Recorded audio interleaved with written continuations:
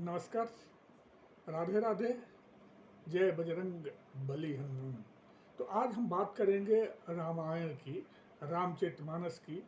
भगवान राम के गुणगान सबसे पहले किसने लिखा?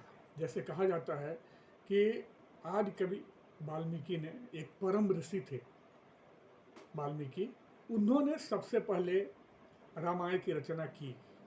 लेकिन जब आप पुराणों की बात करेंगे, कुछ कथाओं की बात करेंगे, पौराणिक कथाओं की बात करेंगे, तो यह बात सामने आती है कि वाल्मीकि जी से भी पहले रामायण की रचना बजरंगबली हनुमान जी ने की थी। यानी हम कहते हैं कि आदि रामायण जो है वो वाल्मीकि द्वारा रचित है, जो संस्कृत में है।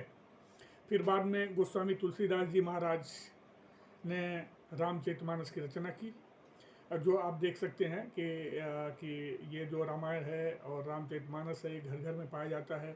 फिर अन्य बहुत सारे विद्वानों ने अपने विचार बुद्धि से और इन धर्म ग्रंथों को आधार बनाकर राम के गुणगान किए हैं। तो हम बता रहे हैं यहाँ कि रामायण की जो पहली बार जो रामायण लिखी गई, पहली बार जो रामायण की रचना हुई, वो बजरंगबली जी यानी हनुमान जी द्वारा की गई थी। आइए इसके बारे में जो कुछ पौराणिक कथाएं हैं, पौराणिक वृत्तांत हैं, उनको जान लेते हैं। देखिए, हुआ क्या कि जब रावण विजय के बाद, लंका विजय के बाद, भगवान राम अयोध्या में आए और अयोध्या का राजपाट ग्रहण किए। उसके बाद हनुमान जी कुछ समय के लिए क्या बोलते हैं, तपस्या के लिए, तप करने के लिए हिमालय, भगवान शिव की तपस्या करने के लिए, क्योंकि कहा जाता है कि हनुमान जी जो थे वो शिव अंश ही तो थे, रुद्र के 11वें अवतार माने जाते हैं। तो हनुमान जी हिमालय पे गए थे भगवान शिव की आराधना करने के लिए।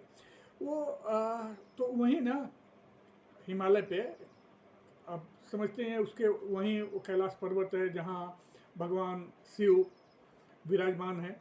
तो वहाँ हनुमान जी जब शिव की आराधना कर रहे थे ना, तो बीच बीच में वो क्या करते थे ना, रामायण एक शिला पे, शिलाखंड पे, पर्वत के शिलाखंड पे प्रतिदिन रामायण की रचना करते थे, रामायण लिखते थे, राम का गुणगान करते थे। ऐसा करके उन्होंने ना राम का जो चरित्र है गुणगान कर दिया था एक पर्वत, शिला पर, चट्टान पर।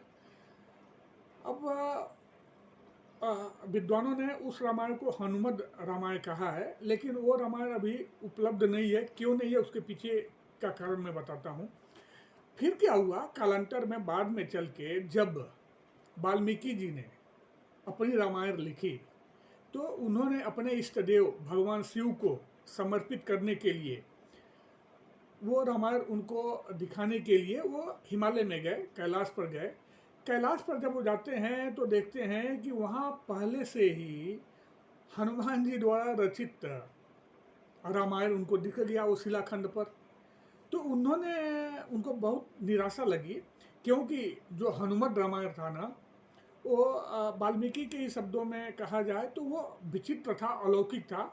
और उसकी तुलना में वाल्मीकि रामायण मतलब कि थोड़ा तुच्छ था।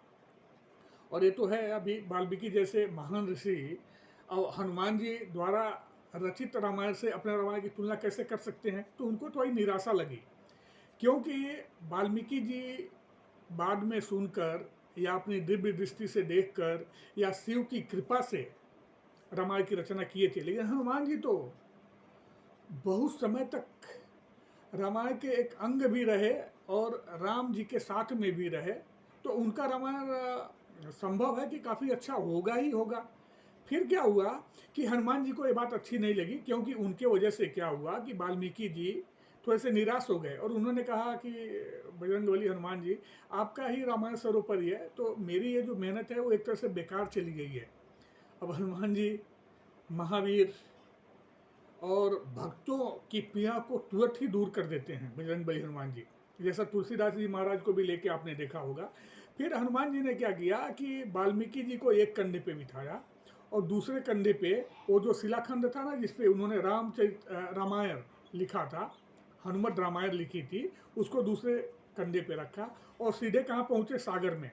सागर में पहुँचते ही भगवान राम को याद करके उन्होंने जो अपने द्वारा लिखित हनुमत रामायण थी वो प्रवाहित कर दिया, समर्पित कर दिया भगवान राम को।